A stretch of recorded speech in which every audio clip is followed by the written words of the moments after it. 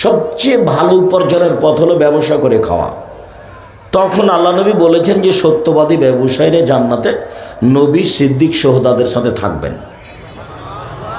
আর চাকরি করে খাওয়ার, দিন মজুরি করে খাওয়া দুটা জায়েজ, আর জমি চাষ করে খাওয়া জায়েজ, তবে পছন্দ নয়। উপার্জনের তিনটা পথ।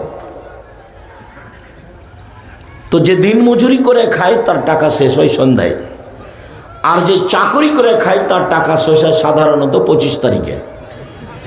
বেতন যা পেয়েছে তা খেতে খেতে 25 তারিখে শেষ। বাপ মা চাইলে দিতে পারে না। যার কারণে অসহায় মানুষের পাশে দাঁড়ালে ব্যবসা করতে হবে। ব্যবসা শুরু করতে হবে চকলেট দিয়ে, তাহলে ঋণ নেওয়া লাগবে না। তারপরে কলা, তারপরে কাপড় চোপড়, তারপরে অনেক কিছু। ছোট থেকে শুরু করতে হবে। আনুমানিক টাকা পয়সা বেশি হতে 25 থেকে 30 বছর লাগবে।